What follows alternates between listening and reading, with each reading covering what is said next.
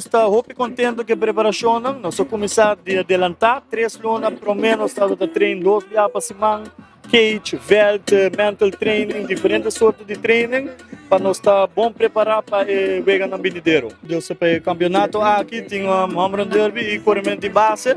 Como nós fazemos aqui, nós fazemos escolhimento de time, quem for fazer o melhor esforço de 2 disciplinas.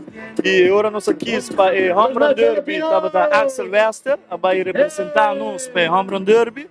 E para o corrimento, festas base runner, nós temos Gizion Buchhout, que vem representar nosso time Orange Estado em parte de corrimento. Nós estamos muito contentes, sumamente agradecidos com toda a família, amizade, vela, homo, tio, tanti, com tudo bem junto para nós fazer uma celebração grande, junto apoiando a nossa equipe e nosso funcionário. Sim, seguro, nós agradecemos bem mais meu coach staff, menino Arzan Wester, Buchhout e também Dani Fernandes, que é o nosso coaching staff, e também tem mais maior no coach, que ajuda-nos junto a preparar para o emocional.